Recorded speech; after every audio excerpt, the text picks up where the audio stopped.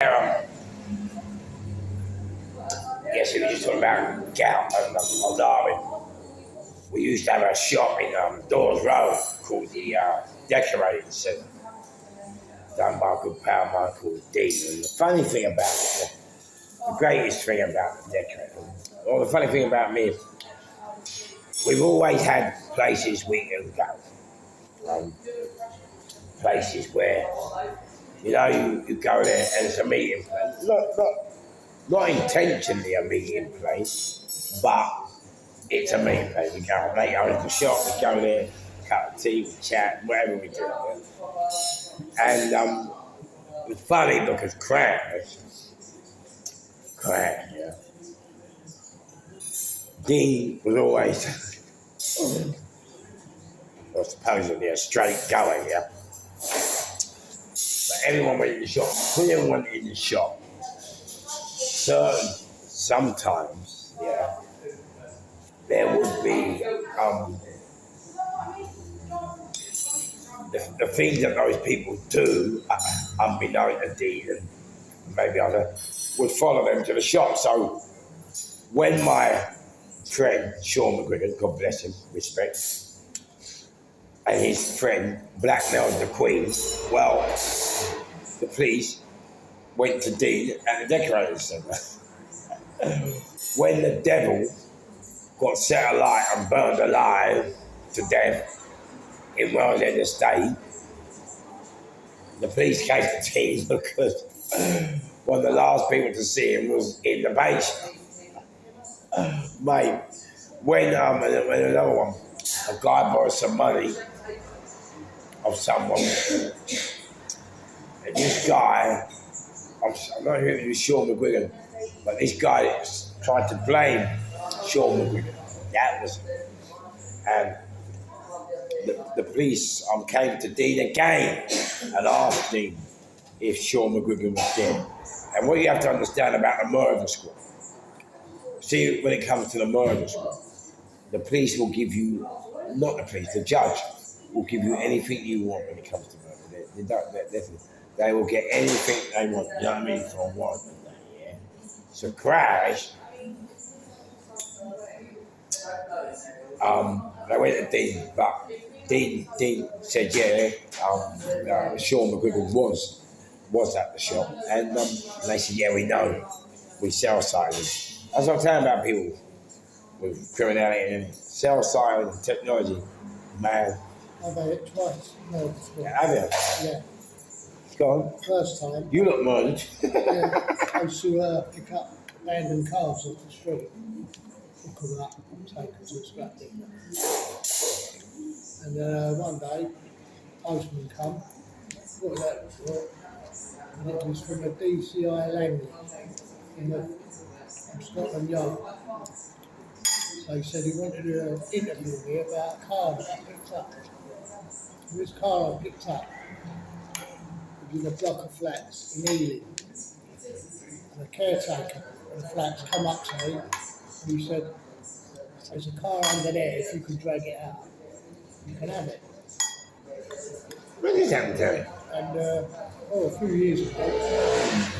So when I got it out anyway, this was about 3 weeks later, I got the letter. So he come to my house and he showed me his card and everything. And he said, I'm from the murder squad. So straight away, he showed me back for it. I said, well, what do you want with me? He said, when you pick that car up, he said, was there anyone hanging about around it? I said, no.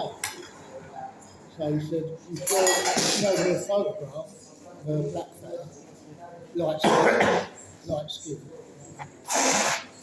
And he said, you didn't see this man? So I said, no. Well, when I kept thinking about it, I did see him. Did you? He was standing by a tree. Right. When the caretaker said there's a motor under there. Right. And I did say, was it? You know what I mean? I said, no. You know what I mean? Yeah. Then I got another letter about 3 weeks later saying you might be needed as a witness. So what you're saying, Terry? Right? So I phoned, That- phoned them up, phoned this number up. I said, listen, I'm not, you Yeah. ain't getting me as a witness, mate. I said, I told you I'd never see that. Yeah, but that's what I'm saying. What I was saying. He killed his own mate, ran him up against a tree in his Okay. car, and then dumped it in Ah, underneath the flats. Yeah. And the second time, I was working with my dad. There's a place called Alpha Autos in Park Royal. yeah. We used to take all our old motors. Same thing. Went there, and the fellow who owned it, he said, I've had the murder squad in here. He said, you picked up that big Yankee motor, a big American motor. Oh, yeah. You picked up. And I said, well, it's nothing to do with us. Apparently, with four of them in it, drive-by shooting, shot a geezer's head off, clean off his shoulders. And they thought that I was dumping it for them, Mate, getting rid of it. You know, mate, you know what, Terry, yeah? It's very funny, yeah? Thank fuck I've only known you in the latest stage of your life. You're fucking murder, you go. no, You can't go anywhere without getting into trouble. yeah, I suppose you're destined, isn't it? I suppose it's fate. Like when you do get in trouble, sometimes. Yeah. So most of mine was devilment. I told you about when we had the watch and things like that. Yeah. But and yeah, it can touch and go though. Yeah. Sometimes you can in the game. I told you about the fella who fired. That's exactly what I'm going to go to. He's reading my mind. Right, so Terry and them on a bit of work, yeah, and Crash, when they went on the work, go on Terry, crack 'em. We was in this garden. It was an house. It's supposed to have £90,000. It belonged to two greengrocers. And they played pool every week, so we knew they was out. So we went there. It was in the back garden. So me and my mate, we walked up the side of them with what they call chewing the door off, getting the door open. And next door is a fence to the house next door. So we heard a car door going.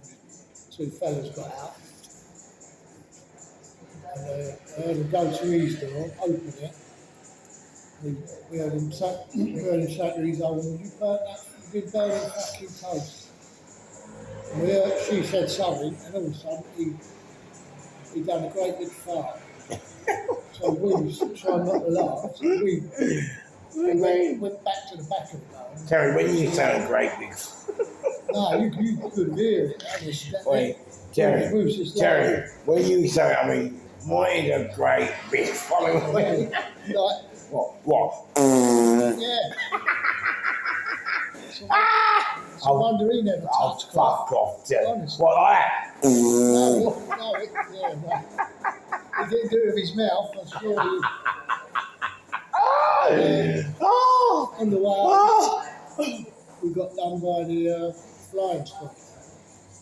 They thought that we had been somewhere else. And they had guns in our heads and things like that. They had us for a week. So my wife, they didn't charge us for anything until we told them about this fella. They went back and see him, and he confirmed it. That was the only thing that got us out of that bit of work. Otherwise, they thought we wrapped an old lady up and beat her. No, I wouldn't do that anyway. So, but yeah, it was just. It just goes to show you. You know what? How many people Terry are in prisons? Yeah. You know, it's for nothing. They ain't done nothing, but they just didn't have that luck like you had. It's mad, isn't it? Yeah. It's can happen anyway. Yeah, like A silly Terry, thing. A silly thing something silly. Yeah. saves your ass. Yeah. Mad, isn't it, Terry? Yeah. Yeah. Absolutely. I wish a fucking brief would save our ass sometime, innit, Terry? But yeah, no. Mr. Fisher, you were talking about growing up, weren't you? Your parents. Yeah, but wait a minute. I'm talking about the gout. Oh, yeah. And so in Dean's shop, like I said, everyone went in, poor Dean, he got roped into everything, it was straight. But one day, and this is what I'm saying, what I'm about really. You know, sometimes, you know, what I'm always saying,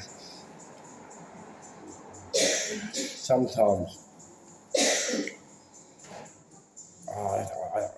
sometimes from where I'm standing, that's what I'm talking about. Gangster. It's not about gangster. Sometimes you're a judge. You're a judge. You have to call a shot for you have to call it make a decision for the good of the people. Do you know what I mean? Like whenever you're particularly, so sometimes you have to be a judge. Sometimes you have to be a fucking you have to be a priest. You have to deal with death of someone or your mates when they've had death of a loved one, or kids who had death of a loved one. They understand how to deal with death. I mean, death is a very painful thing.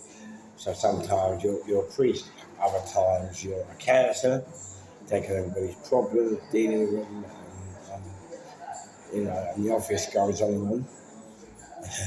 And always a different office and different song, you know what I mean? And that is basically how I came to be the person I am. But as I said, like I said, I'm a soldier first. Now, a lot of people always say things, and it always makes me laugh again. What I call Chinese people. I'm not telling when people take things up about you and they just want to go like father, and people don't believe it. But you know one thing that makes me laugh? If you've got something to say or you think, why don't you just ask me? Not just then when something happens, turn around to me and go, oh, didn't you go and put that axe in that geezer's head last week? No. Oh, but we thought you went round and did that. Remember, why don't you ask me? And that's another funny thing I have, James. People always assume that if they call me for trouble, that I'm some sort of lunatic or psychopath. I mean, you're a good psychopath. So I am a psychopath because I'm a good one. But people always assume that when we get caught, they always assume that I'm going to use violence. Violence. And me, look, never, ever. I always try at all costs, to avoid violence. Violence. At all costs. I try and do it. I'm making this here, and that's what I'm saying. I think that's really why I'm alive today. I think, like I said to you, fighting my homosexuality, coming from an African parenthood, my childhood was very disciplined, very, very disciplined. And so I was a good boy. We used to work in the paper around, for the older people out there. We used to work in the paper around, do different things, whether it was 30s, well. And you know when my first tricks was? I'd wait until summer. I mean, remember, I'm a public school boy, but I was sneaking out my dad's house, out the window. I don't know how many people you've done that there, just to go and see my friends, just to try and sort of find out about the outside, because we were always locked in and kept in. So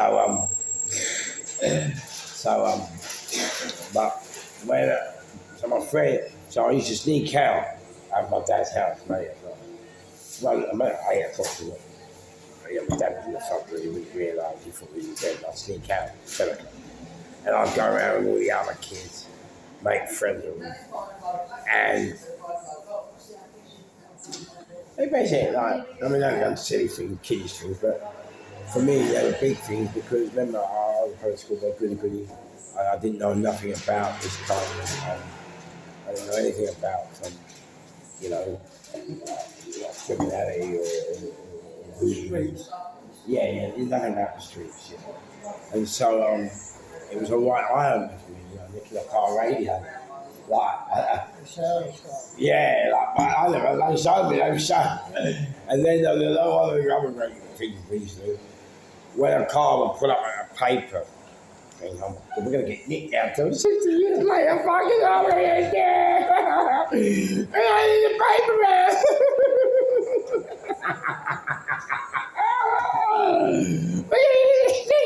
I would have never said nothing. Well, what we used to do, we used to see, you know when cars in the morning would pull up in a crowd, yeah, to the news agents, and they'd get out their car quickly, wouldn't they? They'd pop into the shop, yeah, and get the paper. Well, for us, you know,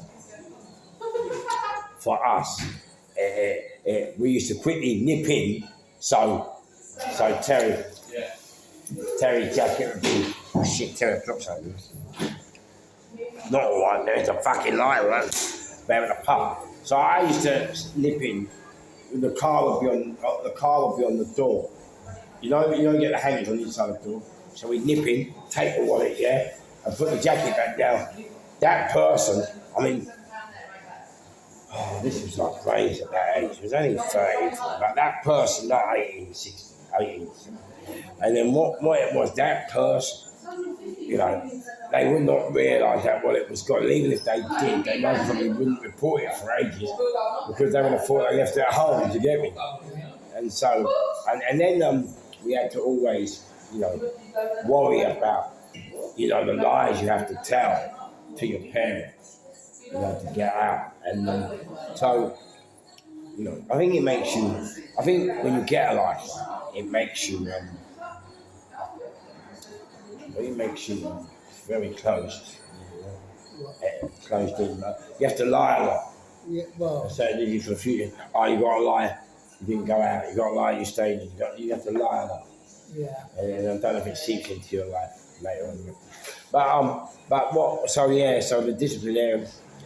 That was a great time for me. It was, see, and this is what I'm telling Terry about not having police officers on the street. I remember another time on the paper, and crowd had your phone.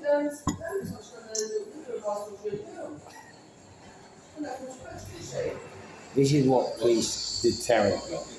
This is why today we complain about having no police officers as a physical deterrent on the street. Okay, now I'm going to show you why. Now, I'm about 19, I've been doing paper. Now, the boys have nicked this bike for me. Told you I was a goody goody. They nicked this bike, and I've got this bike, I put me in this shed. And about 6 o'clock in the morning, I'm riding the bike my paper round, got the paper round, and the bike chain came. It's now 6 o'clock in the morning. So I'm repairing the bike chain, and a policeman walks by. I didn't say nothing to me, just walked. And I thought, okay. Now, later on that day, I am walking down King Street in Hammersmith. And then I get to the Allied Irish Bank in King Street. The same policeman who saw me that morning comes up to me and says, excuse me, didn't I see you repairing a bike this morning? And I said, oh, no, not me, sir. He said, let me see your... He said, let me see your hands. Oh, my Terry. Crap, Terry.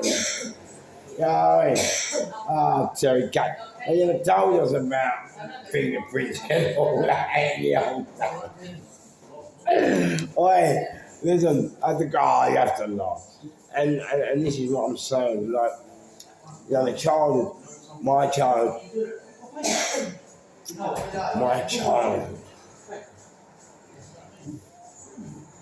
maybe, I mean, don't get me wrong, my mum. I don't know if I'm confusing you. My mum and dad taught me respect. They taught me how to iron, they taught me how to wash, they taught me how to keep the place clean, not that I do anything else. not that I do anything else, taught me. But yeah, they taught me, man. They taught me all the best things you could do. I mean, when I dress like this, it's my dad you see that taught me. And sometimes to be class, you have to come from class. There's so many people that wear things like that too. And so my dad, yeah, he was a discipline, but he only was a disciplinarian because he wanted the best of the best for us. And he tried to do the best for us. But it was just, we come here, they've got their culture, we've got ours, and so we clash, just like the Muslims and the English today and the British public.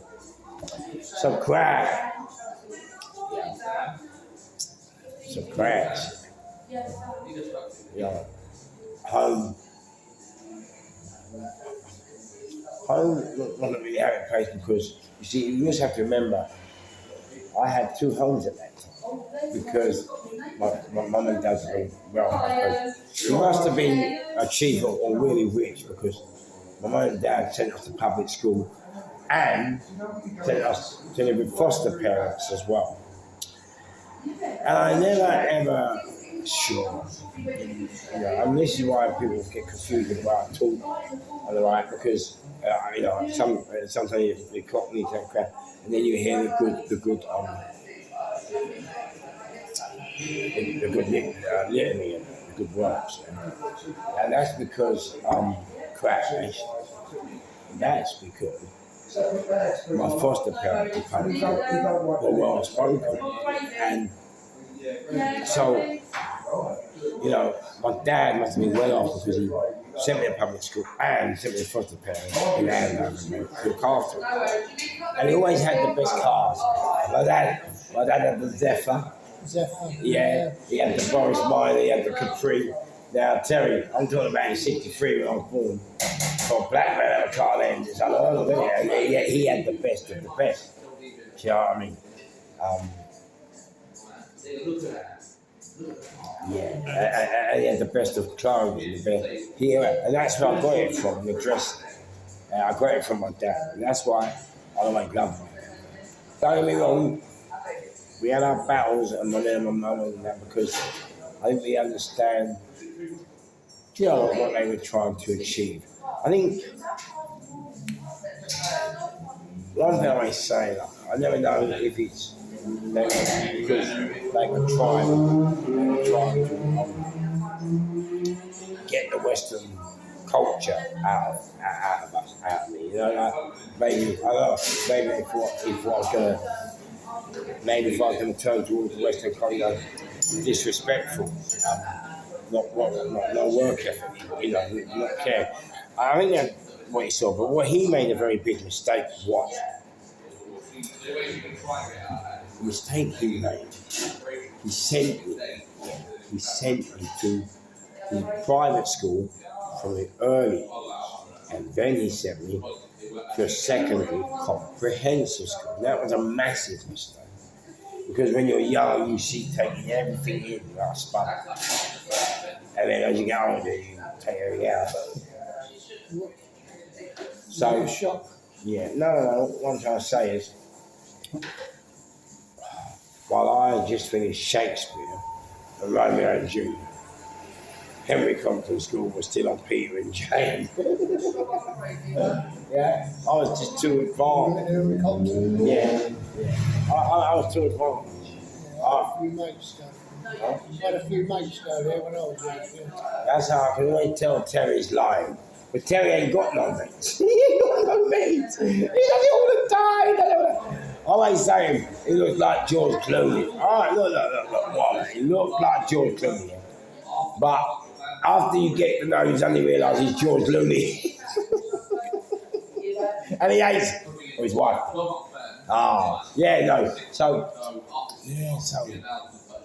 The upbringing, it was very, very tough and sad. And when I went to Henry Compton School, I had to act a clown. I had to act a clown. I had to.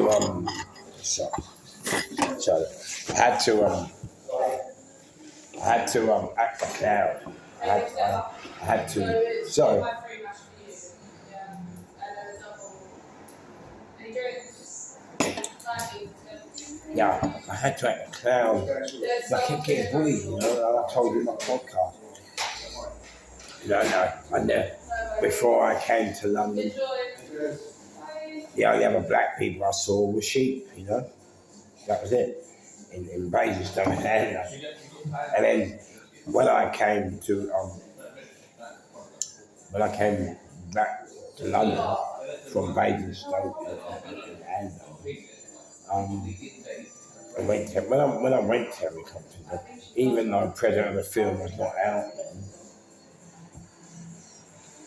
I really did think, going to Henry Compton School, I really did think that Predator was real. Because the Rastafarians, the Rastafarians, to me, did look like Predator. On the last. I thought it was real. And the problem was, I was always in uniform. I was always suited and booted. And I spoke with it, well spoken English. And so, they used to bully me. I was a nerd. Yeah, it's just a nerd. Crap. I was a nerd. And I pushed little fruitcakes. And it was brilliant. And so they kept picking on me. And also, teaching was different then. I mean, Terry, when I say teaching was different, I'm telling you, both me and Terry experienced. We both experienced teachers throwing things at us. Yeah. I mean, mate, can you imagine now, tell you, if you got nicked today? Well, that's what I got expelled for, fighting I got expelled as well. fighting with the teacher. If Because- they hit me, I'd hit them back, and just in the end, I lasted 2 terms in Holland Park School.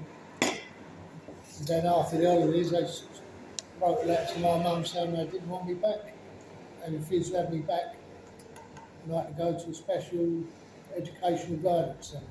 I'll be running out of YouTube. I don't want him back either. Mate, look, I don't want him back either. But, so Terry just did it. But the same thing, because you got to remember, that's what I'm saying. Kids today and people out there today, young, you got to remember, growing up in our generation, our day, we was all hardened because we had nothing. And the education system was hard. Teacher was throwing, one teacher at me, he threw him, it was in metalwork, and he threw a big spanner, it just missed my head. And, I always been a good boy, and we never ever rebelled, but this time I just had enough. When you break, when you snap, so, when you break, when you snap, I just had enough, so I threw it straight back at him, I fucking nearly hit him and all, I fucking wish it did. And then there was another thing, Terry, that's why I laugh, what you just said. The moment you start to defend yourself and stand up for yourself, then they want to expel you. Man, yeah. They tried to expel me, but they didn't. Or they did, but for a week. And how old were you when you Right. decided to go off the rails? That's how you eat. This is still to come. We're in secondary school now. So 13, 14, 15, 16, 17, we're there. And so school was a frightening experience for me. Bullied all the time. I had to hide behind my mate, Ray Ball, who's dead now. But Ray was the one who, remember in my podcast, the story about one's in prison, when we took on the Muslims that controlled the prison. Well, Ray Ball, he protected me. And when I say protection, not a physical protection as well. Oh yeah, he wasn't big, Ray. I was skinny little black geezer, and he was just skinny little white guy. And what I'm saying is, he protected me by, if anyone came and go, look, leave, man. He's right, it's me. He's okay, leave him, in a verbal. But I was his shadow, I'd always been behind him. Right? Always. And I had to become the clown to leave me alone. That was my survival mechanism. Just make them laugh. And it's funny, because you make them laugh, they accept you. Make them laugh and they accept you. Yeah. And that's what I did. And I set one guy's arse alight in the maths class. Yeah. Why? Make people laugh. kicked the geezer off his bike and tell him this, oh, please, if you're watching this, I apologise, don't make a claim. I kicked the geezer off his bike in insurance class, I do, just to show people a laugh, you know. Yeah, I do mad things. Because at this time I couldn't even fight. Couldn't fight. So I just do mad things to keep the bullies off my back. It's funny how I did, man. Right, I suppose it's trying to be accepted. Well, but it's funny, like what I'm saying, ain't it, man? Ain't it, man? Ain't it, man? When you're bully, ain't it, man? When you're mad, you're bully. Ain't it, man, what you was doing, innit? I kicked people off their bikes to their chest, so I went to people like that. They were just mad, you know. Did that start the bullying? Yeah, I said, yeah. No, humour. If you can't fight them and you can't make them laugh. That's it, make them laugh. And so we've done that, and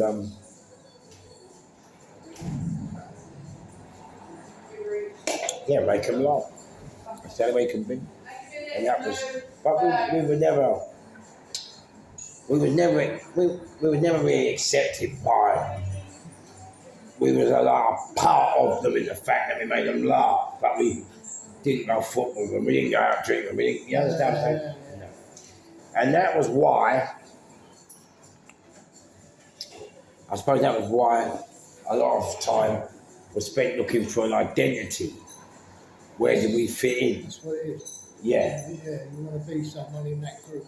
Well, not really in that group necessarily, that group, but you know, the problem is sometimes if you come up,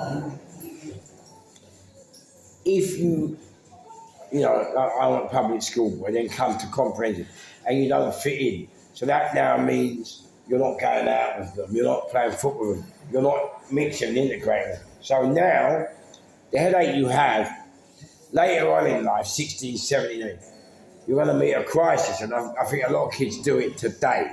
And that crisis is, who am I? Where do I fit in? What do I, you understand? And so you start to search. It's mad, you start to search different avenues. And, do you know what? I mean,